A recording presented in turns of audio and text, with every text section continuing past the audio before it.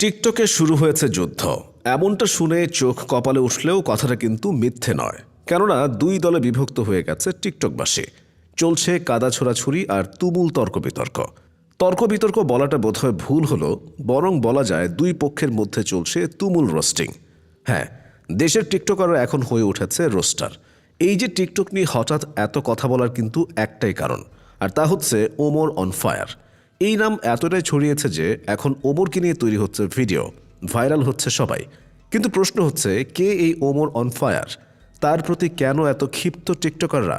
তাকে নিয়ে কেনই বা এত মাতামাতি? ওমর নামে এই যুবককে অনেকেই চেনে ইউটিউবে ফানি ভিডিও বানানোর কারণে। ওমর অন ফায়ার নামে তার একটা চ্যানেল রয়েছে, যেখানে সাবস্ক্রাইবারের সংখ্যা 2.5 মিলিয়ন। অবশ্য তার চ্যানেল একটা নয়, চ্যানেল রয়েছে আরও। কিন্তু মূল ঝামেলার সূত্রপাত হয়েছিল ওমর অন ফায়ার চ্যানেল থেকে, যখন ওমর টিকটকারদেরকে নিয়ে ফানি ভিডিও আপলোড করেছিল। সেই ভিডিওর নাম টিকটকার্স অন ইলেকশন।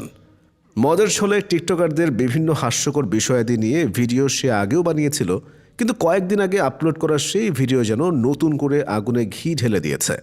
কেননা ওমরের এই ফানি ভিডিওর বিষয়বস্তু দেখে বেজায় ক্ষিপ্ত হয়েছে টিকটকাররা। ওমর তার ভিডিওতে প্রিন্স মামুন, অ্যালেক্স সবুজ সহ এরকম টিকটকারদের হাস্যকর ব্যাপারগুলোকে ঠিক হাস্যকরভাবেই তুলে ধরেছে। কিন্তু সঙ্গত কারণেই তা ভালো চোখে দেখেনি সেসব টিকটকাররা। ঝামেলা কিন্তু এখানেই থামতে পারত, তবে থামেনি। না থামার একটা বড় কারণও রয়েছে, আর সেটা হচ্ছে ওমর নিজেও সাধারণত টিকটকে ভিডিও আপলোড করে এবং তার শুরুটা হয়েছিল এই টিকটকেই। তাই ওমরের ফানি ভিডিওর কারণে যারা রেগে উঠেছে সেই টিকটকারদের প্রশ্ন একটাই, ওমর নিজে টিকটক থেকে উঠে এসে কেন তাদেরকে নিয়েই মজা করছে? সেই থেকে টিকটকে শুরু হলো তুলকালাম কাণ্ড। ওমরকে নিয়ে একের পর এক আপলোড হলো রোস্টেড ভিডিও। ওমরের ফানি ভিডিওতে ইনডিরেক্টলি প্রিন্স মামুন ও লাইলার বিষয়টাকেও মজার ছলে দেখানো হয়েছে। যদিও সরাসরি নাম ব্যবহার করা হয়নি, কিন্তু মানুষ যা বোঝার তা কিন্তু ঠিকই বুঝে নিয়েছে। তাই খেপেছে প্রিন্স মামুনও।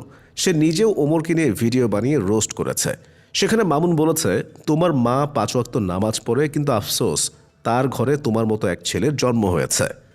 ওমরকে রোস্ট করে কিছু ভিডিও বানিয়েছিল টিকটকার এমদাদুলও। তার ভাষ্যমতে, যার শুরু টিকটকে, সে এখন ইউটিউবে ঢুকে টিকটককে কেন অপমান করছে।